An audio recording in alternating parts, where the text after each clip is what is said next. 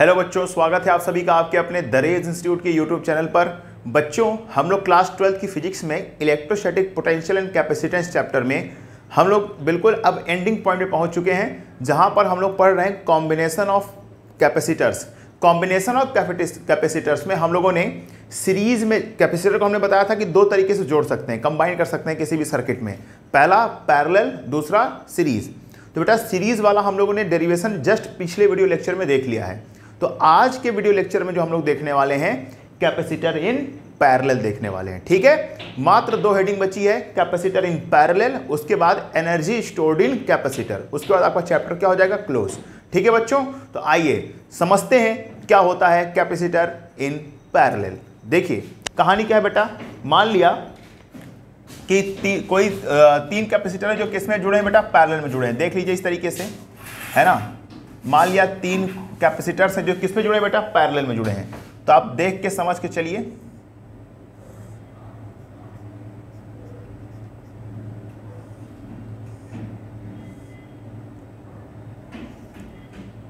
आप इस तरीके से समझ सकते हैं यहां पे देख के, है ना। तो इस तरीके से मैं बना देता हूं यहां पे। इसको थोड़ा सा और अच्छे से करना है, बना दूं थोड़ा सा डायग्राम, है ना, इस तरीके से।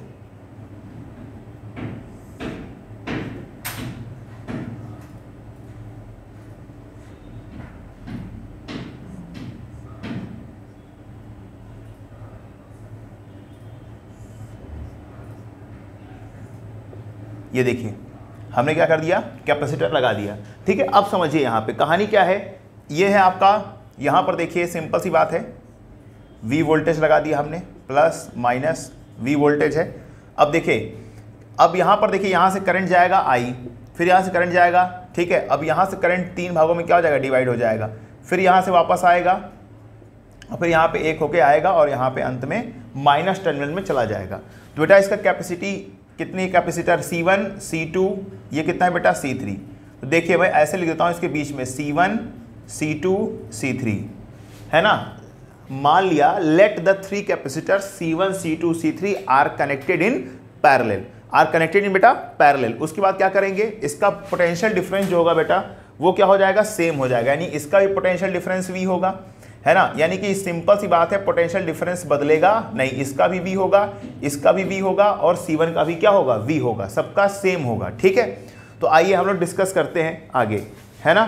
तो अगर मैं चार्ज की बात करूं तो बेटा देखो यहाँ पे Q1 Q2 Q3 चार्ज जाएगा। तो सिंपल सी बात है, हम बोल सकते हैं कि since C is equal to क्या होता है बेटा, Q अपॉन V। तो यहाँ से हम एक बात बोल सकते हैं, Q की वैल्यू निकालना चाहेंगे, therefore Q is equal to क्या हो जाएगा, C into V। Charge is equal to capacity into potential difference.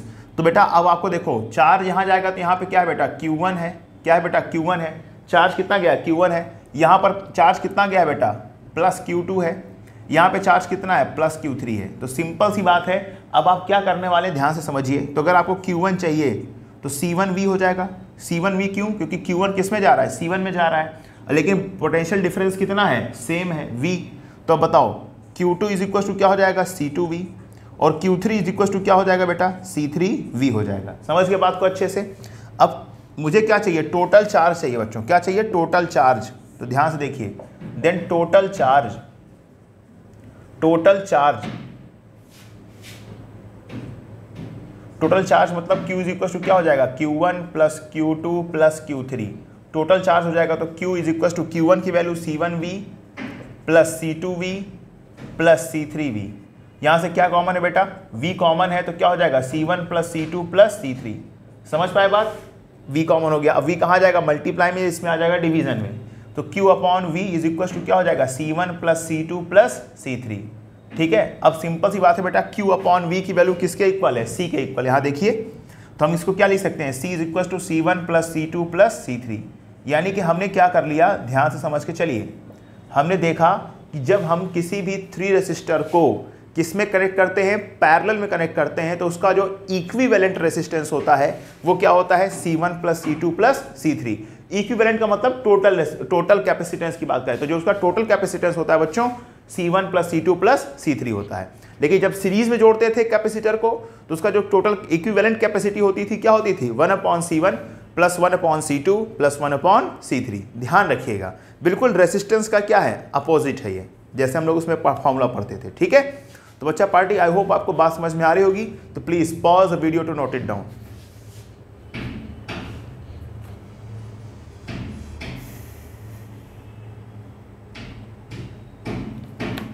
Okay, चलिए चलते हैं आगे इस चैप्टर की आखिरी हेडिंग पे।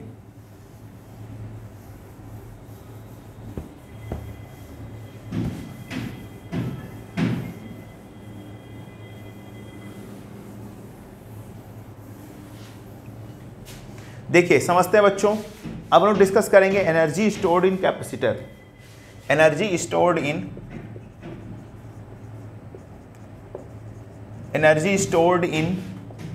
कैपेसिटर, एनर्जी स्टोर्ड इन कैपेसिटर। आइए इसकी बातचीत करते हैं, देखते हैं कि एक कैपेसिटर में कितनी एनर्जी स्टोर होती है ना। अलग अलग टर्म से हम लोग देखेंगे।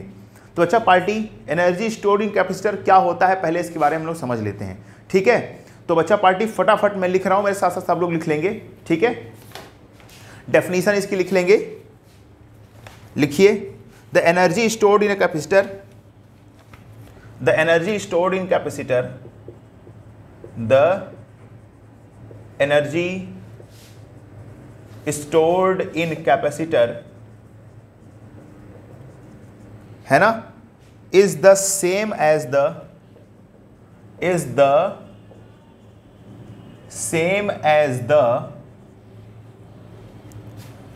work done to build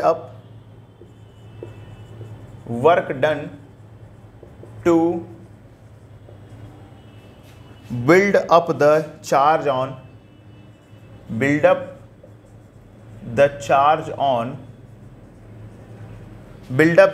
on the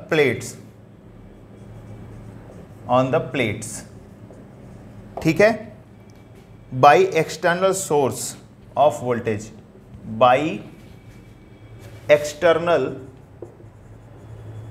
source of voltage।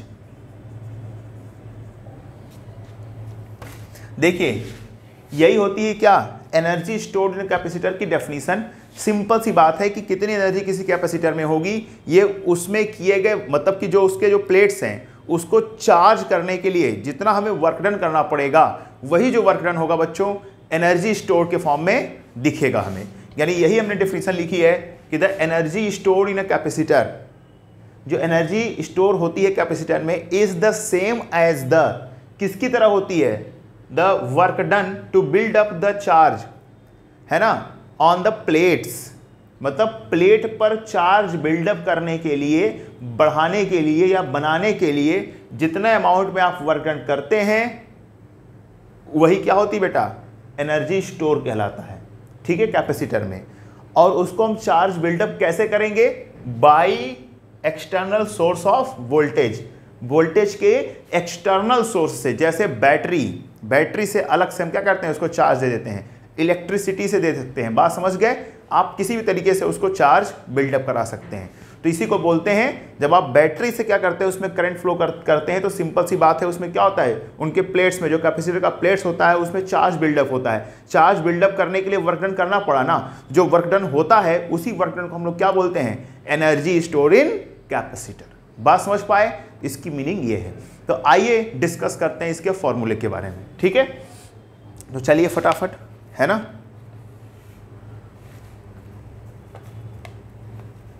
तो बेटा अब देखिए फटाफट, सबको एक बात बहुत अच्छे से पता है।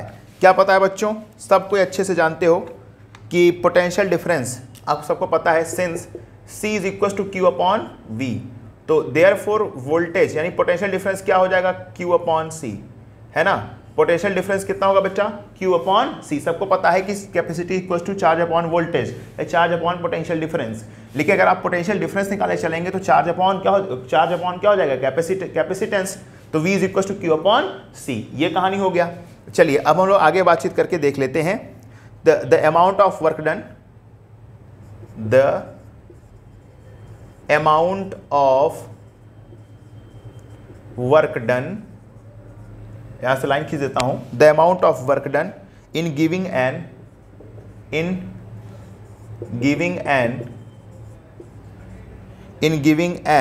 additional charge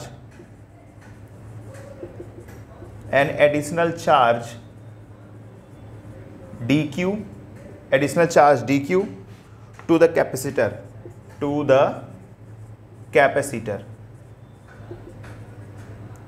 is क्या हो जाएगा, dw is equal to q upon c into D Q.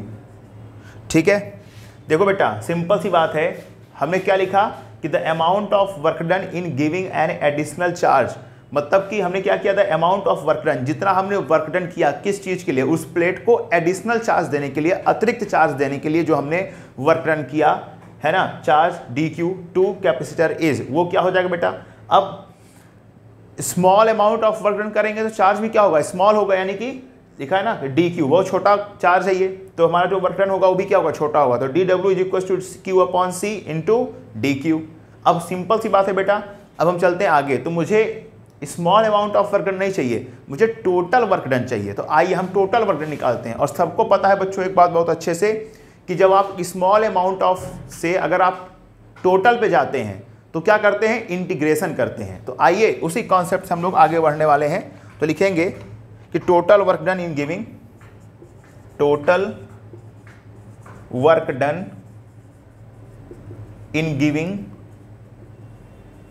Total work done in giving a charge q, a charge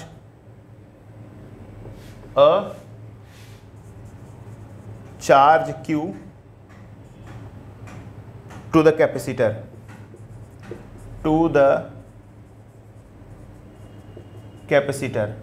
है ना।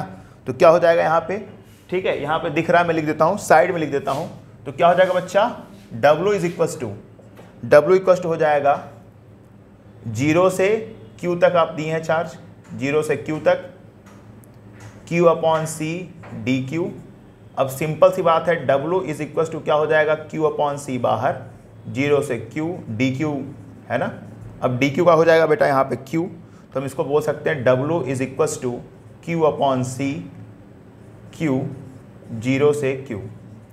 अब W is equal to Q upon C, upper limit minus lower limit, Q minus 0, तो यहाँ पे क्या हो जाएगा, अच्छा ध्यान रखिएगा, चार्ज तो अंदर ही रहेगा, ये चार्ज तो अंदर ही रहेगा ना, चार्ज क्या रहेगा, अंदर रहेगा Q, तो Q स्क्वायर डिवाइडेड बाई 2 हो जाएगा, तो Q स्क्वायर डिवाइडेड बाई 2, तो यहाँ पे हम क्या करेंगे, चार्ज नहीं लिखेंगे, क्या होगा 1 अपॉन सी, है ना, तो 2 को बाहर कर दिए तो 1/2c, अंदर हो जाएगा Q स्क्वायर 0 से Q, तो W is equal to 1/2c, Q square minus 0, तो W इज इक्वल हो जाएगा half Q square divided by C। ये देखिए, यानी यहाँ पे हमने कहानी कर ली, क्या, इसको थोड़ा सा समझ लीजिए, यहाँ पर क्या है, the total work done in giving a charge Q। अब देखो DQ पहले चार्ज दे रहे थे, इसलिए small amount of work done क्या था, DQ।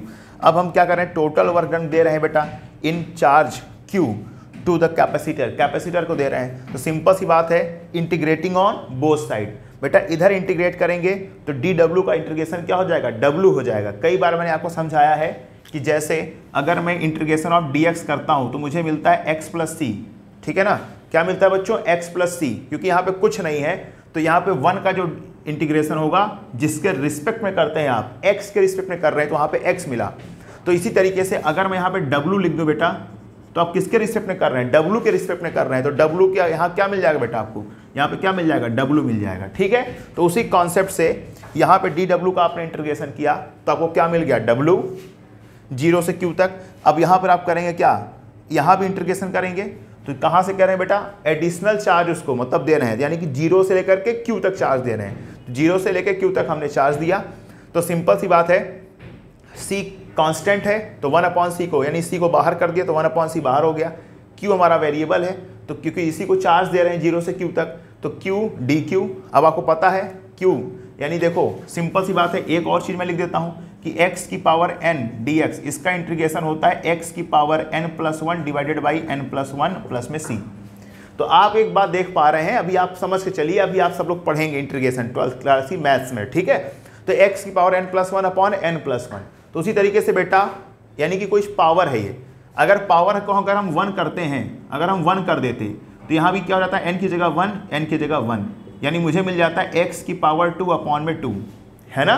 तो बेटा उसी तरीके से यहाँ पे अगर मैं क्या कर दूँ, q कर दूँ, और यहाँ भी मैं क्या लगा दूँ, q लगा दूँ, तो यहाँ पावर 1 है, तो यहाँ क्या हो जाएगा, q की पावर 1 + 1, तो यहाँ भी क्या हो जाएगा बेटा, q²/2 हो गया ना। तो सिंपल सी बात है बेटा, यहाँ भी लिखा है q²/2। अब 2 कांस्टेंट है, कोई मतलब नहीं, कहाँ चला गया ये, बिल्कुल बाहर चला आया, तो 1/2c हो गया, q² बचा, अपर लिमिट और लोअर लिमिट लगी हुई है। और फार्मूला आपको पता है कि अपर लिमिट माइनस लोअर लिमिट करते हैं, तो q की जगह हम क्या रखेंगे, q, तो q का स्क्वायर माइनस लोअर लिमिट रखोगे q की जगह 0, तो 0 का स्क्वायर क्या होता है 0, तो q² - 0। तो मेरे पास जो बचा w = हाफ मैंने बगल में कर दिया और q² डिवाइडेड बाई c कर दिया, ठीक है। तो ये हमारा आ गया टोटल वर्क डन, और यही वर्क डन क्या होता है, एज अ पोटेंशियल एनर्जी क्या होता है, स्टोर हो जाता है। तो इसी को हम लोग क्या बोल सकते हैं, U, यानी कि हम इसको बोल सकते हैं क्या, इसी को हम बोल सकते हैं चूंकि U = W, देयरफॉर हम क्या बोल देंगे, देयरफॉर साइड में लिख देता हूं मैं यहाँ पर, देयरफॉर U = हो जाएगा half q² divided by c। एक फॉर्मूला बन गया। दूसरा फॉर्मूला हम अगेन बना सकते हैं, यहाँ से क्या बना सकते हैं बच्चों, दूसरा फॉर्मूला बना सकते हैं क्या, कि half cv², u = half cv का स्क्वायर, ठीक है, ये भी बना सकते हैं हम लोग, क्योंकि q की वैल्यू हम क्या रखेंगे, देखिए q की वैल्यू क्या होती है, q की वैल्यू अगर मैं निकालूं यहाँ से, q की वैल्यू निकालो तो क्या हो जाएगा, q = c × v। तो बेटा यहाँ पे अगर मैं q की जगह रखूंगा तो c² × v², तो c से c नीचे वाला कट जाएगा एक, तो cv² बचेगा, ठीक है। और एक फॉर्मूला आप और लिख सकते हैं बेटा, हाफ qv और u = हाफ q × v, ये भी लिख सकते हैं, ठीक है।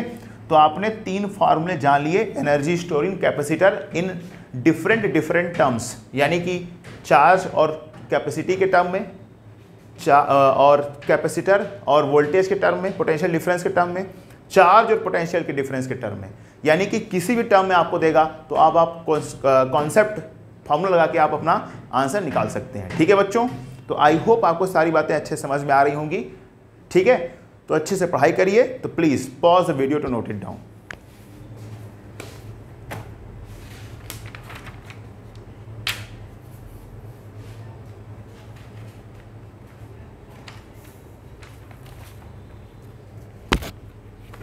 ओके बच्चों, अब हम मिलते हैं नेक्स्ट वीडियो लेक्चर में एक नए चैप्टर के साथ, चैप्टर नंबर 3। पहला पढ़ा चुका हूं, दूसरा भी पढ़ा चुका हूं, अब मिलते हैं चैप्टर नंबर 3 के साथ, ठीक है बच्चों। उसके बाद हम लोग क्या करेंगे, एक प्रॉपर तरीके से जब 50% हमारा सिलेबस खत्म होगा तो हम क्या करेंगे, कुछ न्यूमेरिकल्स स्पेशल लाएंगे, है ना, फिर न्यूमेरिकल्स की वीडियो चलेंगे, ठीक है बच्चों। मिलते हैं नेक्स्ट वीडियो लेक्चर में, तब तक के लिए थैंक यू सो मच।